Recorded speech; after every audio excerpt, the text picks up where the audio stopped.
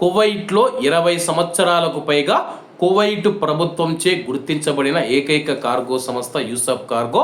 మీరు మీ ఇంటికి పంపించే విలువైన వస్తువులను జాగ్రత్తగా ప్యాకింగ్ చేసి భద్రంగా మీ ఇంటికి చేరుస్తారు. చెప్పిన సమయం కంటే ముందుగానే మీ ఇంటికి భద్రంగా మీ యొక్క వస్తువులను చేరుస్తారు. ఏ కార్గో మరియు సి కార్గో కలదు. అలాగే ఎటువంటి పోర్ట్ ట్యాక్స్ కానీ, ఇన్సూరెన్స్ ఛార్జీలు కానీ, డాక్యుమెంటేషన్ ఛార్జీలు లేవు. అలాగే ప్యాకింగ్ ఫ్రీ. బాలియా మరియు కైతాన్ ప్రాంతాలలో యూసఫ్ కార్గో ఉంది. ఇంకెందుకు ఆలస్యం, స్క్రీన్ మీద కనపడే నెంబర్లకు వెంటనే సంప్రదించండి. నమస్తే అన్న, అందరికీ నమస్కారం.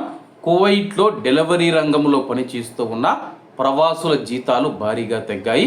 వివరాల్లోకి వెళితే, కువైట్లోని డెలివరీ బైకర్లు ఎవరైతే ఉన్నారో, ఫుడ్ డెలివరీ బైకర్లు ఎవరైతే ఉన్నారో, కొత్త చట్టం జారీ అయిన తర్వాత వినియోగదారుల డెలివరీ కంపెనీల యాజమాన్యులకు ప్రాతినిధ్యం వహించే committee public authority for man పవర్లోని సంబంధిత అధికారులకు ఈ రంగంలో డ్రైవర్ల జీతాల నుంచి అనుమతించదగిన తగ్గింపు శాతాన్ని సమీక్షించాలని చెప్పేసి ముఖ్యంగా ట్రాఫిక్ ఉల్లంఘనకు సంబంధించిన రేటు పెరుగుదలను ప్రతిపాదించింది.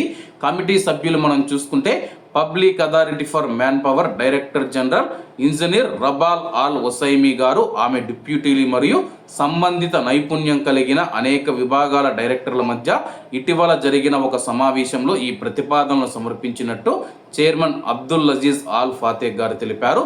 కొత్త ట్రాఫిక్ చట్టం అమలు మరియు ట్రాఫిక్ జరిమానా విలువలో గణనీయమైన పెరుగుదల దృష్ట్యా కొన్ని రోజుల్లోనే ట్రాఫిక్ జరిమానాల దృష్ట్యా మనం చూసుకుంటే కువైట్లోని బైక్ డ్రైవర్లు ఎవరైతే ఉన్నారో వాళ్ళు వేల దినార్ల జరిమానాలు ఎదుర్కొంటూ ఉన్నారని చెప్పేసి, ప్రస్తుతం ఆ యొక్క జరిమానాలు పడ్డప్పుడు వాళ్ళ యొక్క జీతాలలో అయితే డబ్బు కట్ చేస్తూ ఉన్నారని చెప్పేసి కమిటీ అయితే తెలపడం జరిగిందనమాట.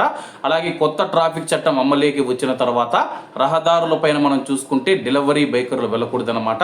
ఏమున్నా వీధుల లోపలే వెళ్ళాలి. అందువల్ల మనం చూసుకుంటే ఆర్డర్లు తక్కువగా పడుతూ ఉన్నాయి.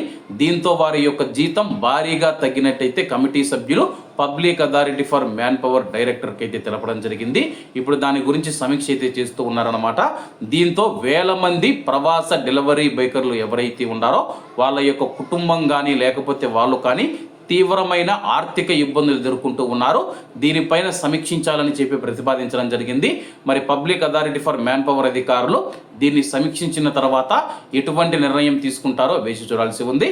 కాబట్టి అందరూ బాగుండాలి, అందులో మనం ఉండాలి. అందరికీ నమస్తే అన్న, జై హింద్.